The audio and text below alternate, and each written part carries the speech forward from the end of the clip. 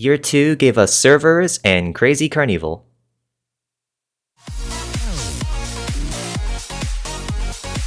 Now, hear me out. I could just leave it at that. Right? I mean, nothing's really stopping me. That pretty accurately sums up year 2. But you came here for something more comprehensive, so this is your fault.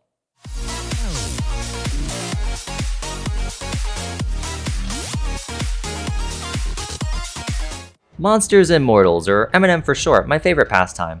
How long has it been? A year? I don't know, long enough for this old meta chart to be completely out of date. Last year I took a look at Dark Deception's multiplayer game and concluded it was a pretty good year, but not without its hiccups. It could have been better, but it also could have gone much more poorly. The worst thing we suffered was a sizable content drop for 5 months. But hey, at least the year concluded with some pretty banging updates. But that's old news, let's catch up. What has Glowstick Entertainment been up to for the past 365 days? That's a long time, so what did they do with it? How does it compare to year 1? All of that, and that happening now. When we last checked up on M&M's history, we left off with the Joy Joy Gang update. 3 new characters, but none of them were quite good enough to break into the meta. Actually, speaking of this chart, I gotta make an amendment to last year's summary. It was naive of me to think that Bierce left her post here. Heather didn't replace her, more so just provided a different playstyle since she's more defensive compared to Bierce's more offensive role. Seriously, she gives a new meaning to the term bitch slapping. So, my mistake on that. Back to Joy Joy Gang, as we know, Lucky never loses, and he made it his life goal to not only raid this chart, but be the most busted thing on it. The start of that journey kicked off just a few days later. We got another new patch that Friday, bringing us major visual changes to 4 select maps, EE, DD, and both SS's. Elementary Evil is now brighter, and I'm actually kind of turned off by this. I still think the absolute best school lighting we've had in Dark Deception is the pre-enhanced version, which was already in M&M before this. But it's just a matter of preference, I'm not seriously bothered by it. On the other hand though, Deadly Decadence has this really nice hint of blue that, while I don't think it fits that much, is a really cool change. Though this lighting does give a better look at Titan Watcher, and I don't know, he looks kind of weird, doesn't he? Stranger Sewers is pretty wonky. I'm not really a fan of the boss room being this bright, but I could appreciate the volumetric light shining down above in some areas. Lastly, I could easily get behind Silent Sacrifice. Not only is it faithful to the original games, but it just looks much creepier, especially with boss time when the other world takes over. All in all, I like these lighting tweaks. Yeah, I complained about like half the changes, but even if I'm not jumping for joy with the adjustments, the difference is very refreshing. They honestly breathed new life into these levels when the update dropped. On to balancing. This was the time the devs realized that fear didn't have to be an exclusive effect for the Silent Hill nurse, and had a bargain bin sale for 3 other monsters, these being Fiend, Reaper Nurse, and Lucky the Rabbit. Now I can give Fiend a pass, sure he was already in a really solid place, but this buff made sense, it even fits with his character from the source material. But Reaper Nurse is where I draw the line, I'm sorry. I mentioned last time that she was on the stronger side, which in English translates to borderline OP. Now she gives everyone fear. Fantastic! There's no debating it. I mean, vaccination time didn't need fear, it was already loaded with like 3 other effects. She's a speed monster as well, meaning she's among the fastest playable characters in the game with both her movement and attack speeds. Lucky got this treatment as well by now dealing fear, and I have no clue why. I know I sound way more upset about Reaper Nurse, trust me I do, but Lucky was now, without question, the objectively best character in the game. Fear didn't just push him over the edge, it flat out broke him. Both of these characters were in arguably decent places before this patch, but now they are near unstoppable forces to be reckoned with, and to top it off, they bugged Silent Hill Nurse and her ultimate doesn't even do anything anymore! Okay. Sorry, I just need to get that out of my system. Rant over, my apologies. Now, Lucky handing out fear, while not appreciated, wasn't exactly a surprise, as it was included in his ultimate description at launch. He was just bugged, but dear god, let's move on. Mama Bear and Sugar Teddy were slated to come alongside the next base game stage, Crazy Carnevil, and we got an announcement for the game's 1-year anniversary. Instead of featuring Super Horror Bro, who was sadly stepping away as Glowstick's video editor, this showcase, and ones after, would feature Omar Sabali. Sad to see Mike go, but Omar was a solid replacement who could definitely bring some nice new energy into the showcases. Fast forward to the premiere, let's unpack everything in that bad boy. We got a nice highlight reel of the game's first year if you didn't feel like watching the 45-minute version. Fan art, cosplay, dedicated servers, okay Vince! Yeah, remember this from last year? It is my dream for this game to have actual servers instead of peer-to-peer, but we need a more consistent player base for that. Oh well, maybe one day. I edited that part after watching the showcase, so that was kind of funny. But yes, long gone would be the days of double heavies, laggy connections, host privileges, player clones, and all the other unintended latency-based bugs, right? Right? New game modes on the way with no new info, a port to the Epic Games Store with cross-platform. I could see why they started with servers. Don't get me wrong, these are cool announcements on their own, I guess, but with nothing to show, it's a bit hard to get excited. Especially the latter one. I mean, an Epic Games port is the type of thing that just come out with not much anticipation behind it. Look me in the eye and tell me that you have actually waited day and day for an Epic Games port of a title. I rest my case. However, stuff did get juicier from there on out with Dark Song from the Coma 2 DLC and the Clown Spider getting model reveals, and they looked like absolute fire. I still can't get over the quality of these things. Another AAA DLC was in the works, Chapter 4 maps on the way, and oh shoot, more DLC reveals. Slow down, Vince, this is already quite the to-do list. I mean, what could they be? What the hell is Friday Night Funkin' doing here? Oh shoot, my bad, Corey! Akin to the UK creators, Corey X Kenshin got a reserved seat on the Mortals roster as an upcoming DLC character, and I was stoked. More YouTubers just made sense, and Corey was probably the next best contender, cause I mean, have you seen those view counts on his DD playthrough? Heck yeah, man, I could vibe with it. Excuse me? Yeah, Glowstick did the unthinkable a second time and got Poppy goddamn playtime. Keep in mind this was November 2021. PP Chapter 1 only came out like a month prior. What's up? You're focused on the fact I said PP, aren't you? Man, grow up. Similar to Silent Hill, don't even try asking me how Vince persuaded Mob Games on this one.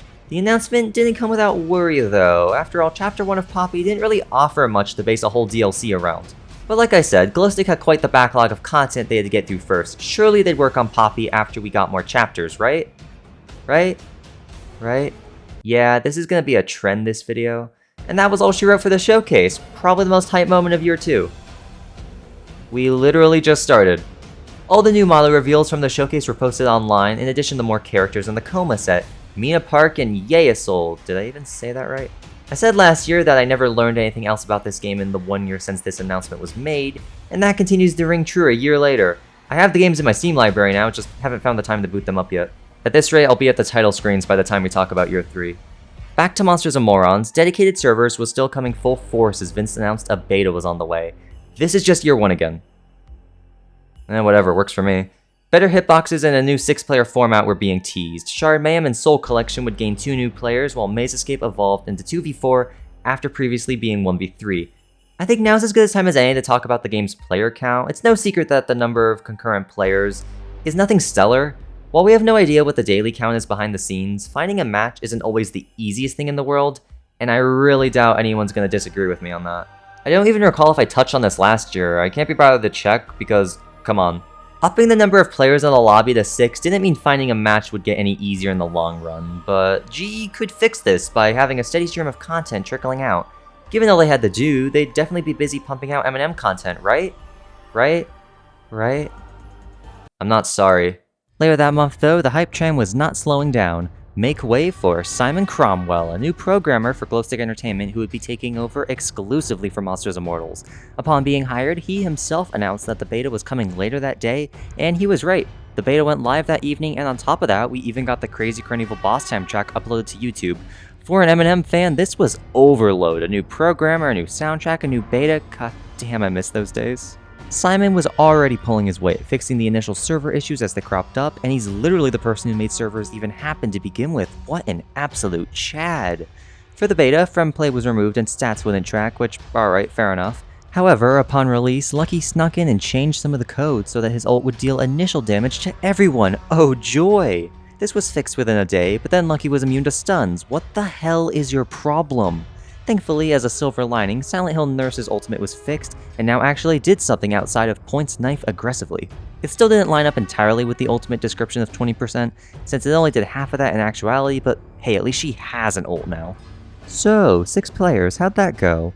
Honestly, for Shard Mayhem, it's a blast in my opinion. Not only do stage bosses have a lower chance of harassing you now, but it's just a lot more chaotic than it was before. Silent Sacrifice was actually kinda bearable for once. At the end of the day, M&M is a party game over anything else, so the addition of more players for a match really helps sweeten the pot. Soul Collection is alright. Most mortals were still never really designed to fight, and the end of the match can just be unfair at times since there'll now be 4 monkeys out and about. But of course, Maze Escape. After about a day, the asymmetrical mode was all the match rotation would spit out, and oh dear, have you ever heard the phrase that monsters dominate? It originated here, and fun fact, it was actually true. People quickly realized how double monsters and even certain kits that complemented each other were recipes for disastrous games. Sometimes I wake up in a cold sweat remembering that double lucky is legal. Despite the worrying implications about the game's future, the beta was deemed a success in many's eyes. 2v4 Maze Escape could be great, just needed some tweaking, which we saw not long after. Enter the servers update, which doubled as probably the heaviest balancing patch we've ever gotten. We got the good, the bad, and the Maze Escape. Ooh boy. The good. Heather, nerfed. CL of Metatron's defense was reduced from 80% to 50%. People were a bit mixed on this at first, but I think it was necessary and a lot of people quickly warmed up to it. Her plot armor was just too thick and it was time to step in.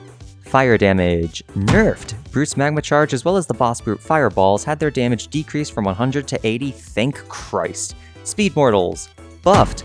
A 42 shard loss instead of 50. It's kinda arbitrary and Pens are still a little electric liabilities, but hey, it's a step in the right direction. Yet like I said, a bit of an arbitrary number. Agatha, nerfed. After a year of Hello Friend annoying literally everyone, we got a damage reduction. Only by 20 points mind you, but this was still a notable deal. Agathas can no longer fully rely on their free kill button to rake in shards, at least not completely. 8-bit Ryan, nerfed? He no longer delivers the weakness status effect after barraging, but I mean, who cares? It was probably the least broken thing about his ultimate, but hey, I guess by definition it is a nerf. Didn't change a damn thing about how people played him or the meta though, I'll tell you that much. The bad.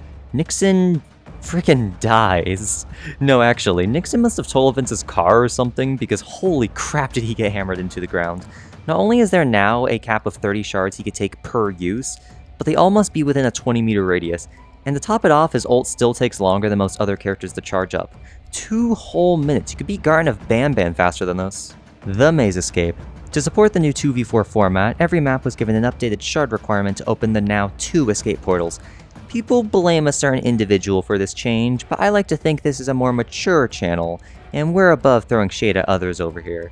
Doesn't change how dumb 2 portals can be. I mean, look at this. A second monster guarding them is pointless. It's just a fact of life that mortals pretty much win at this point.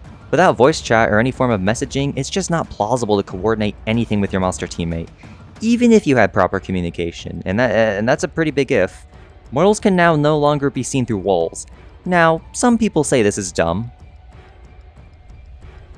Saying monsters dominate now is a one-way ticket to public ridicule. The mortal side just has too many advantages now. This compels monsters to immediately just go whatever's overpowered. And you know what else the player base felt compelled to do? W gaming. Coined by the veterans of the community, this strategy consists of a very complicated, over-convoluted method of play. Want to learn how? Alright, listen closely. You see your keyboard? Press this key. And hold it. And don't stop under any condition. Maybe use your mouse too. Okay, well that was obviously exaggerated, but point is, the worldplay population just found more success in simply not fighting. Fighting is a risk, and when the points to win are just scattered all over the field, why not just focus on that? It's a look down upon strategy, don't get me wrong, but it was and is still very common. This also bleeds over into Shard Mayhem, because of course it does. Shards per wave were also updated in that mode drastically, which is a good change on its own, but not in tandem with the community's now rampant agenda. And that's the balancing update. Let's correct that meta chart.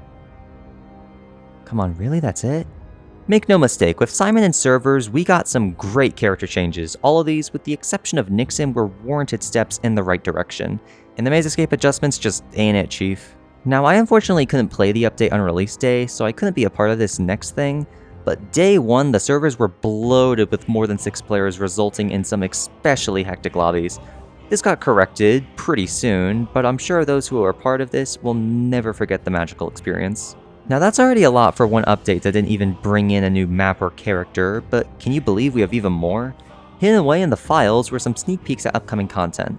Now, leaks in the Dark Deception community have always had a shaky past, but generally those in the actual game files are more acceptable to share because, you know, the devs left them in there.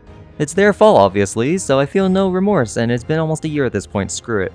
Mama Bear and Trigger Teddy ult icons, models, and even some animations were kicking around along with the level preview image for the soon-to-be-released crazy Carnevil map.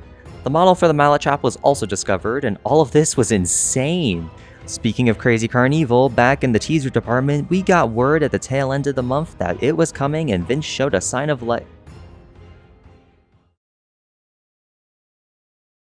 Hey everyone, this is future editing Ragai here to regretfully inform you that past Ragai has died due to his arachnophobia. Wait, how does this joke make any sense? December started with some minor patches. The FriendPlay map order was changed to be this. I thought patches were meant to make games better. Yeah, I don't got an excuse for that oddity, but thankfully everything else was welcome.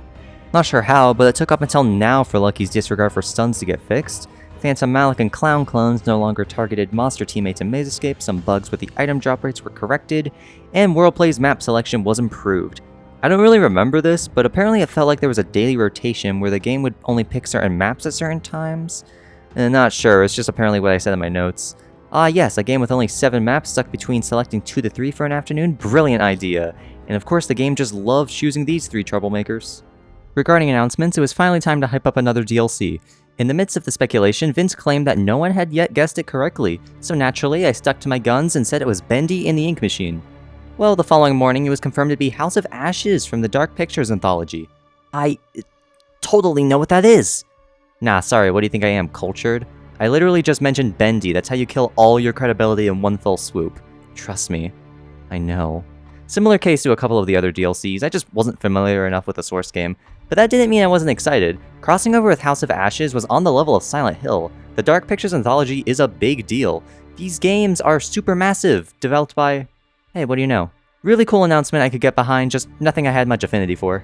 But you want to get my attention, Glowstick? Oh my god, it's Huggy Wuggy from Poppy Playtime, take my money.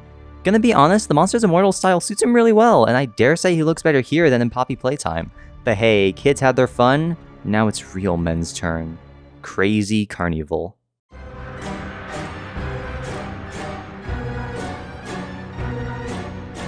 Alright, let's see what's up. Our first map's on Silent Hill, i.e. 9 months. Time to find out, did Glowstick forget how to make a good map?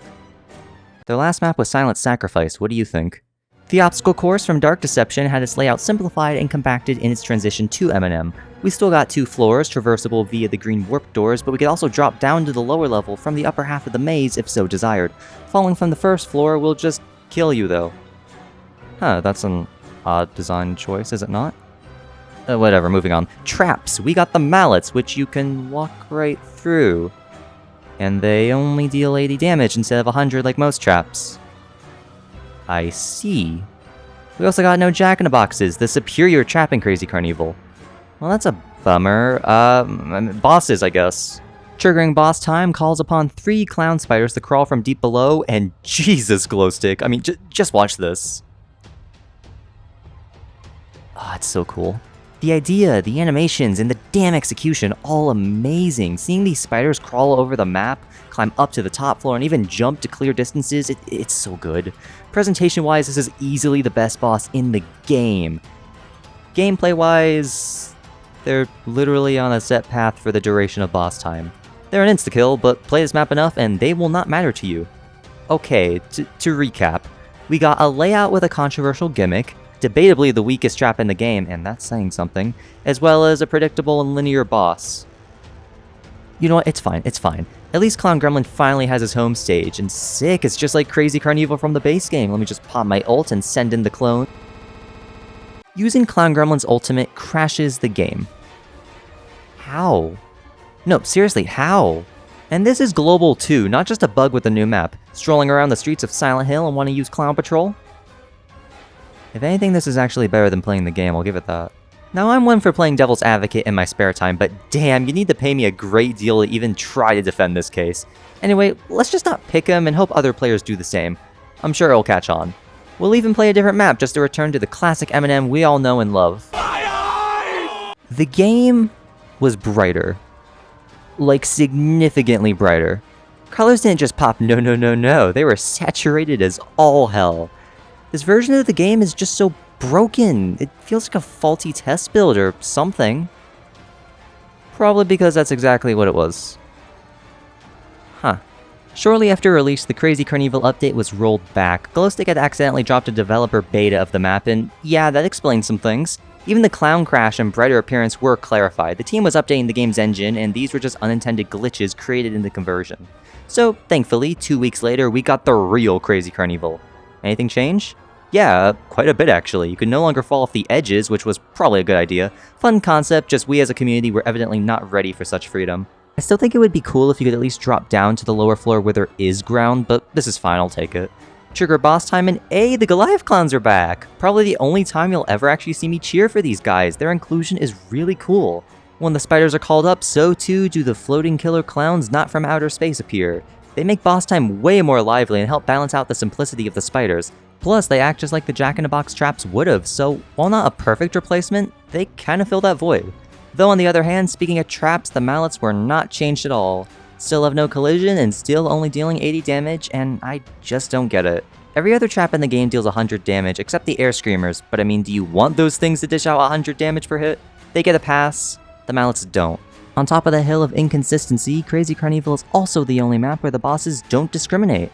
Monsters in Maze Escape can still get damaged by them, and remember, Clown Spider is an insta-kill.